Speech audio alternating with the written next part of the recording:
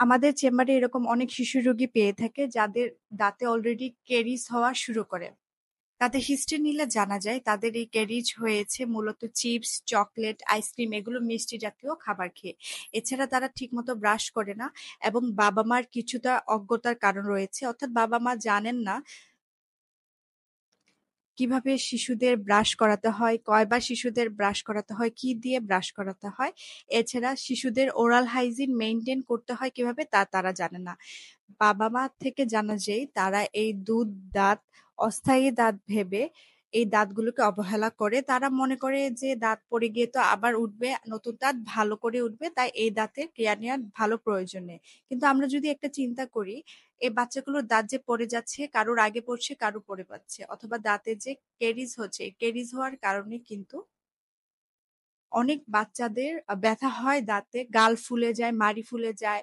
ব্যথায় কিন্তু তারা ঠিকমতো খেতে পারে না। খেতে না পাওয়ার কারণে তাদের যে নিউট্রিশনাল ইমব্যালেন্স অর্থাৎ তাদের পুষ্টির ঘাটতি হচ্ছে। এটা তাদের গ্রোথে হ্যাম্পার করে, তাদের পড়ালেখায় হ্যাম্পার করে থাকে।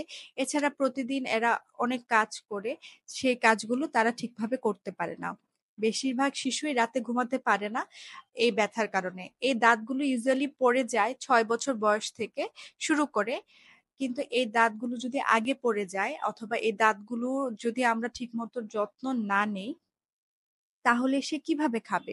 এই দাঁতগুলো না থাকার কারণে সে ঠিকভাবে খেতেও পারবে না। এছাড়া তাকে দেখতেও কিন্তু তেমন একটা সুন্দর লাগবে না। সেক্ষেত্রে কিন্তু পেশেন্ট গুলো অন্যের সামনে যেতেও কনফিডেন্ট ফিল করে না যে ক্যারিজ নিয়ে, কালো দাঁত নিয়ে, ভাঙ্গা দাঁত নিয়ে কিভাবে ঘুরবে, কিভাবে স্কুলে যাবে।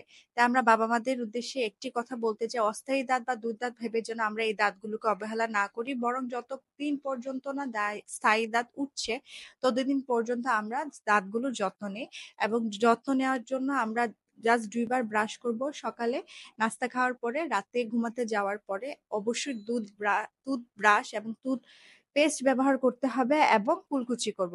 এবং বাচ্চা যদি মিষ্টি জাতীয় খাবার খায়, বাচ্চাকে আমরা জোর করে হলেও কুলি করিয়ে ফেলব। আর বছরে ২ বার আপনি আপনার নিকটস্থ ডেন্টাল সার্জনকে ভিজিট করবেন অবশ্যই। তাহলে আপনার বাচ্চার যে বড় ধরনের সমস্যা হবে সেটা থেকে মুক্তি পেয়ে যাবে।